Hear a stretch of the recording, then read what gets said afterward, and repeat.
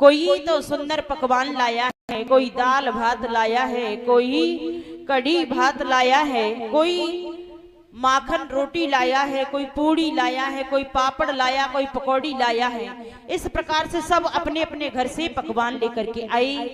एक मधुमंगल नाम का सखा है, बड़ा ही गरीब है। मधुमंगल कुछ नहीं लाया, वो भगवान के घर ही प्रसाद पाता है। आज भगवान ने कहा, बोले मधुमंगल सब सखा मेरे कुछ ना कुछ प्रसादी लाए हैं, तो मुझे भी कुछ प्रसादी पानी है।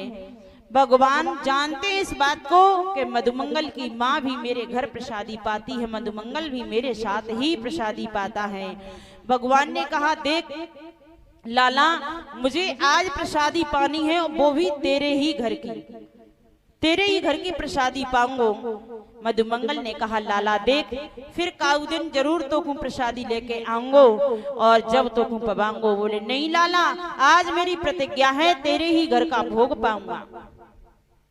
क्या काम किया है, मधुमंगल से ज्यादा पीछे पड़ गए गोविंद। मधुमंगल गए हैं अपने घर, देखा तो 3 दिन की खट्टी कढ़ी रखी है। अपनी माँ से कहा, मैया कुछ प्रसादी है, कुछ भोग है। आज लाला ने ऐसी जिद पकड़ ली है कि मैं तेरे घर का प्रसाद पाऊंगा, कुछ खाने के ताई हो तो दे दो। तब कहा, बोले मैया ने, लाला हमारे घर तो कछु नाए, लेकिन देख वह मटकी में कछु रखे हुए तो देखा है मधुमंगल ने जाकर के, तो उस 3 दिन की खट्टी कढ़ी है जो दूर से ही खचांद आ रही है। उस कढ़ी को लेकर के मधुमंगल आया और आकर के एक झाड़ की बगल में खड़ा होकर के उस कढ़ी को पीने लगा। मेरा कन्हैया, मेरा गोविंद, मेरा माधव तो सुंदर सुंदर पकवान पाता है, सुंदर सुंदर भोग प्रसादी पाता है, लेकिन इस 3 दिन की खट्टी कढ़ी को मेरा कन्हैया कैसे पाएगा? इसको नहीं पाएगा। ऐसा करता हूँ, मैं इस झाड़ की बगल में खड़ा होकर के मैं ही इस प्रसादी को पी लूंगा, नहीं तो मेरा गोविंद ये कहेगा कि कुछ लाया नहीं, और उन ग्वाल वालों के सामने जिद पकड़ ली है। आज भगवान इंतजार कर रहे कि मधुमंगल कछु लाए रहे होगो, और मधुमंगल ने उस कढ़ी को जल्दी जल्दी में पिया। चारों तरफ मुख पे फैल गई है वही कढ़ी।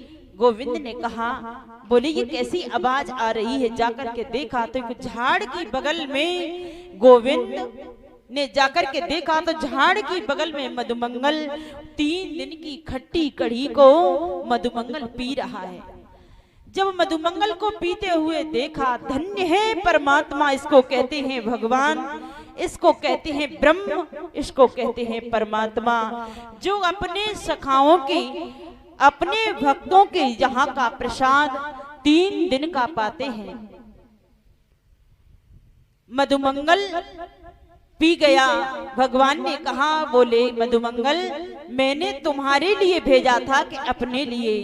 अब तो मधुमंगल कहने लगा, लाला इसमें से खटान आ रही थी, 3 दिन की कढ़ी थी, मैंने सोचा कन्हैया मेरा सुंदर सुंदर पकवान पाता है, इस 3 दिन की खट्टी कढ़ी को नहीं खाएगा, इसलिए मैंने पा लिया। भगवान ने जाकर के अपने मोहड़े से मधुमंगल के मोहड़े को चाट्यो है। मधुमंगल के मोहड़े पे जो कड़ी फैली थी उसको चाटा। इस दृश्य को देखा है ब्रह्मा ने, और ब्रह्मा देख करके आश्चर्यचकित हो गया, ये परमात्मा, ये भगवान नहीं हो सकता, ये तो साधारण लीला कर रहा है, ये भगवान नहीं हो सकता। ब्रह्मा जी को मोह हो गया और ब्रह्मा जी ने क्या काम किया कि भगवान के सखाओं को और बछड़ाओं को चुरा करके ले गया। कहाँ? अपने ब्रह्मलोक में। ब्रह्मलोक में ले जा करके सबको बिठा दिया है, सबको बिठा दिया। भगवान ने अपने श्री विग्रह से जितने बछड़ा थे उतने बछड़ा बनाए हैं, और जितने सखा थे वो सब सखा बना दिए। किसी को नहीं पता है कि ये माया से बने हैं, ये ऐसे ही हैं, किसी को नहीं पता है। इसमें भी बड़ा सुंदर भाव है। एक बार मैया यशोदा अपना स्तनपान करा रही थी भगवान को। तो गौ माता बड़ी टेढ़ी नजर से देख रही थी, तिरछी नजर से गौ माता देख रही थी मैया यशोदा की तरफ और कह रही थी कि धन्य है मैया यशोदा जो तुम इस भगवान को अपनी गोद में लेकर अपना स्तनपान करा रही हैं। ये मौका हमें भी कभी मिल सकता है क्या? भगवान ने सारा कर दिया, चिंता मत करो, ये सुंदर अवसर तुम्हें भी प्राप्त होगा। आज भगवान ने क्या काम किया कि अपने ही श्री विग्रह से बछड़ा बना दिए हैं और ग्वालवाल बना दिए। बड़ा सुंदर भाव है इसका भी। श्री सुखदेव जी महाराज कहते हैं, हे परीक्षित, ग्वाल बाल और बछड़ा 1 साल तक भगवान के श्री विग्रह से ही बने हुए 1 साल तक रहे, किसी को पता नहीं था। ब्रह्मा जी ने सोचा कि जाकर के देख के तो आऊं, मैंने बहुत दिन से चुराया है ब्रज में वो सखा, उनके लिए क्या हो रहा है, उनके लिए कोई ढूंढ रहा है कि नहीं। जाकर के देखा तो जैसे ग्वालवाल जैसे बछड़ा यहाँ ब्रज में है और वैसे के वैसे ही अपने ब्रह्मलोक में देखा। इधर में ब्रह्मा जी तो आए हैं ब्रजमंडल में देखने के लिए और भगवान श्री कृष्ण गए हैं ब्रह्मलोक में। ब्रह्मलोक में पहुंच गए और उन्होंने कहा जो द्वारपाल हैं उनसे, भैया आजकल बहुत बेरुपिया ब्रह्मा, नकली ब्रह्मा बने फिरते हैं, अगर कोई ब्रह्मा आए ना तो अंदर प्रवेश मत होने देना। और ब्रह्मा जी का वेश धारण करके स्वयं बैठ गए हैं, स्वयं बैठ गए हैं वेश धारण करके। श्री सुखदेव जी कहते हैं, परीक्षित आज देखो हमारे गोविंद ब्रह्मा बन गए। जब बहुत समय तक ब्रह्मा जी भ्रमण करते करते ब्रज से जब गए तो उनके द्वारपालों ने खदेड़ लिया, वहां से भगा दिया, जाओ भाग जाओ यहाँ से। ब्रह्मा जी कह रहे हैं, ये क्या कर रहे हैं भैया मेरे साथ, कैसा व्यवहार? बोले अपने मालिक के साथ ऐसा व्यवहार? बोले हमारा कोई मालिक नहीं है, आजकल नकली ब्रह्मा बने फिरते हैं, निकल जाओ यहाँ से। बोले नकली ब्रह्मा? बोले हाँ, अरे मैं तुम्हारा ब्रह्मा हूँ, तुम जानते नहीं हो। उन्होंने कहा, बोले कौन से ब्रह्मलोक के हो तुम ब्रह्मा, कौन से ब्रह्मा हो? हमारे ब्रह्मा तो अंदर बैठे हैं।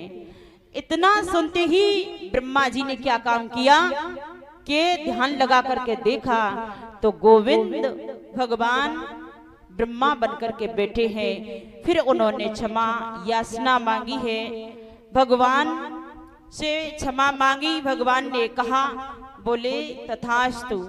आगे वर्णन आएगा, आपको बताएंगे।